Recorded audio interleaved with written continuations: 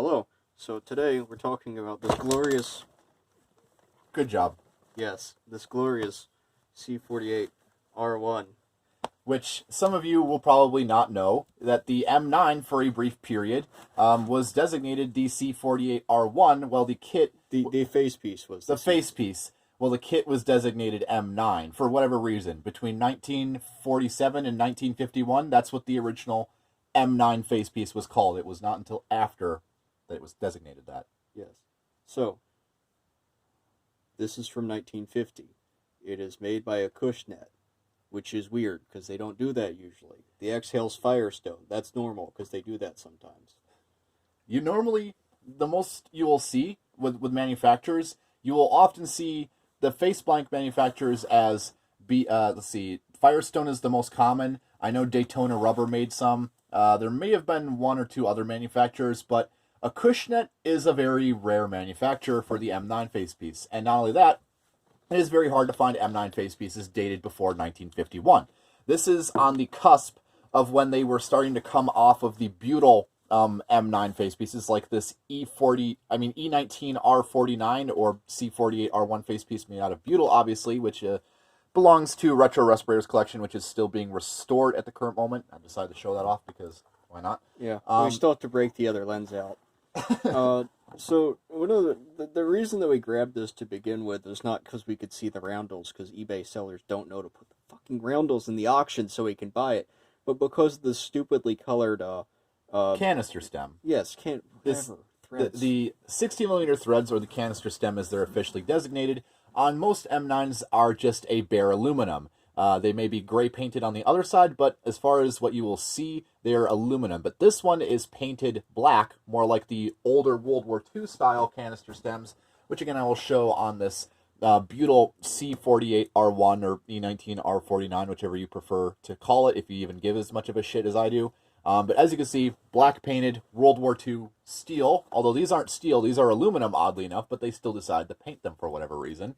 And then the other feature is these washers here, which are actually called clips for whatever reason. These buckle tab clips are gray, sort of like the World War II era ones. So there's a lot of stock World War II-ish hardware, not entirely, but just very similar pattern hardware integrated into this. So these lenses, they're not World War II pattern, but they don't meet the standard contract, because usually they'll have a little L cursive engraved on them, and in here, there's actually this weird embossed EA1.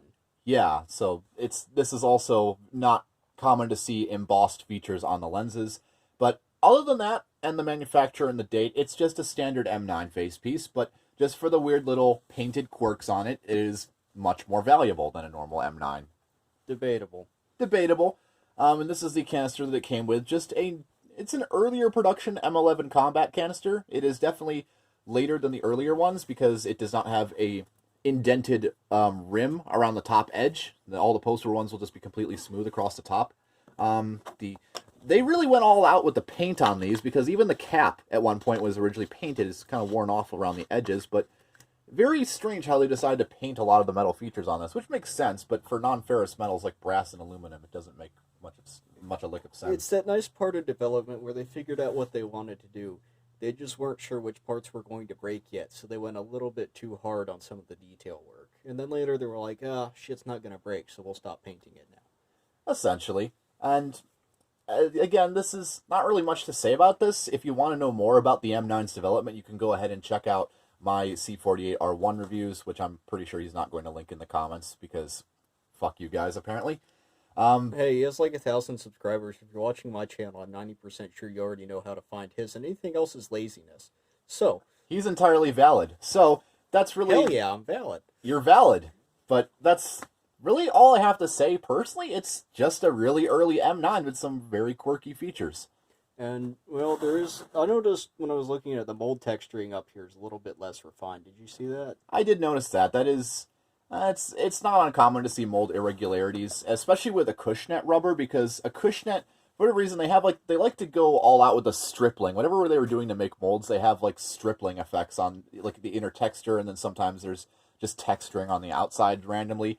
And the neat thing about Acushnet rubber is that it is not like with most rubber you would expect it to be very fresh. They immediately process it, but with Acushnet they used reclaimed rubber from unused batches. And so this is sort of considered synthetic rubber in a way, but it is not. There's a very unique quality to Acushnet rubber. It's in very good shape, though. It's possibly one of the nicest M9s I've ever handled. Pretty much. I mean, I've obviously handled better, but I've never handled one of these, and given the fact that this is the only one we've seen around so far, I'm sure there's more, but just none that we've really paid attention to because they're M9s. It's definitely a very nice example of a very early M9. As a final note, before either of us forgets it, is that this stud here, like most early M9s, is the longer World War II style. This stick is a little slightly longer. Yeah, allegedly. On the normal M9s, I probably should have brought out one of your normal M9s. I don't have one here. Yeah, you do. You have a really discolored one in one of your bins. Okay, well, whatever.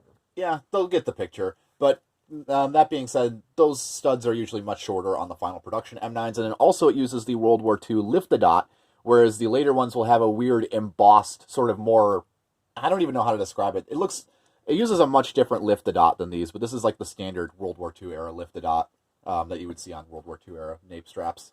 But other than that, not much else to say.